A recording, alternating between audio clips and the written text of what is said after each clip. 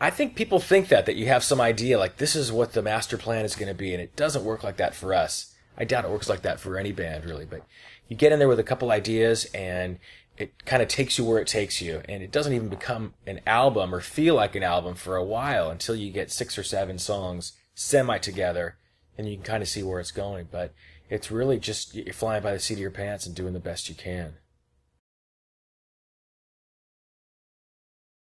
Good hair. Great hair, smells nice. Always shows up smelling really good. Punctual. Very punctual. Yeah. We just really clicked with Bob from the first time we started working with him. His musical tastes are real similar to ours. What he believes contributes to making great music is something that resonates with us. He's such a nice guy and so patient with us. We really, we spent a lot of time on this record. He's been on board, never wavered in his support and desire to make this record be the best record it could be, and his belief that it would be. Yeah. When we first started working with him, people thought that maybe it was a strange matchup because he's obviously known for his work on really big metal bands, and that's not the kind of music that we do as a band. And what I didn't even realize till I got in there working with him is that his roots really go way back to the punk scene in Vancouver of the early 80s, and he's done bands like DOA and you name it. So he really does have that musical heritage, and so we were able to really speak the same language, and we got it right away. Lyrics are the toughest part for me, for sure. Writing melodies comes easier. And I do wait for inspiration for about the first 90% of the time we have to make a record, and then then you just have to figure it out. So when you get something that is just inspirational, just comes out of nowhere, that can be sometimes the best stuff. And there is some of that comes along every record, but the rest of it you kind of have to really sit down and think about what is it that I'm trying to say, what is it that I'm feeling, and kind of force yourself to articulate it. And that comes in different ways. For me, kind of just being somewhere where I'm doing something, but I don't really have to focus on it too much. So it could be just like driving on the freeway or taking out the trash or something like that, where you're kind of occupied, but your mind's not really occupied. Those tend to be the times when I have the best ideas and the best inspiration. So I should take out the trash more often. Yeah. By take out the trash, you mean sit on the crapper, right? That's where I get my inspiration. Buy expensive jewelry and order lattes. That's what I mean. Yes. I think this album is going to have more illegal downloads than both Bad and Sgt. Pepper's combined. That's what I'm hoping. I'm hoping for. I'm hoping for the most stolen album ever. Yes. That's what we're hoping for.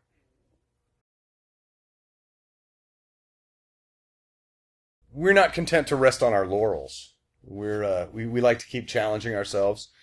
There's so many great bands out there and making so much great music that you really, if you want to do something at least as equal as your peers. You want to go out and, there's a lot of bands that we really admire and respect, and we want them to admire and respect us as well. So we've got to make sure our music is on point. It's the best it could be. And the more we do this, I think that just we think more, we know more, we think more about it. More. It becomes harder to just appreciate. I don't know. We just tend to work harder.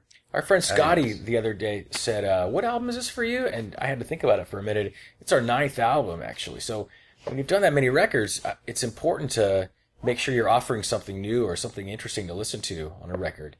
And sometimes you have to just dig a little deeper, I think, to get there and stuff. So we really wanted to make sure that we had material that we were proud of and that was not just a rehash, and make sure we spent the time to get that and the time to step back from it for a second and go, okay, is this what we want to put out there for everyone to hear? Well, we've known Josh for a long time, and he's played on our last couple records. And Pete has played with us for the last 4 or 5 years now. 5 years, I think, yeah. So it's been a strange situation where we have two drummers that are both great, and we're used to Josh in the studio in one sense, and we're used to Pete playing live, and we wanted to have them both be on the record because they're both great and stuff, and they're both friends of ours. A lot of it also is just kind of logistics. Josh lives down the street, and Pete lives far away, and so when we're in there ready, we're just in the studio. It's going. We're in the zone. We want to get something recorded. Sometimes Pete was around and like come on down, and sometimes Josh was around. So it wasn't really like a lot of thought ahead of time. It was just kind of the way it worked out. A lot of times when we have like a few songs, that we know we're going to start doing basic tracks on too, we'll send Pete a tape and then fly him out, and he can do 3 songs in a day. Come out for a couple days and then go back home. But if we're like, I want to try this today, and we know Josh is in town, we'll just give him a call, come down and do it in a few hours.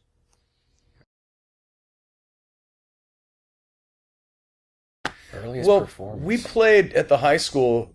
This was in the band. It was our very first drummer, James, and we played at our high school. It was a battle of the bands. That's a good one. And I think we came in dead last, didn't we? Of all the bands. We did. We wanted to return to our high school. It was like the year after we graduated. They were hosting a battle of the bands, and we thought... I was a janitor there at the time. He was a janitor. So you're already there. I'm already there, yeah. And it was lunchtime. I had to go to work early that day. Yeah, I was on the swing shift. But we thought, we're going to go back and kill it. These kids are going to be stoked. They're going to be so stoked. And we came in last. The best thing about that day, though, was our drummer, James, played Beheaded with Human Bones. That's right. We somehow got from some medical facility, we got real live femurs, like big Flintstone bones, and he thought he would play it with it. And it was funny. We didn't know that they would disintegrate while he was really playing. Quickly, so it didn't last very long. But, at the end, he was just kind of pounding on the drums with his hands. So you would think that would have scored some points with the judges, at least that, for originality, creativity, something like that. Yeah, but, so some guy dedicated his body to science, and he ended up disintegrating on stage with the Offspring.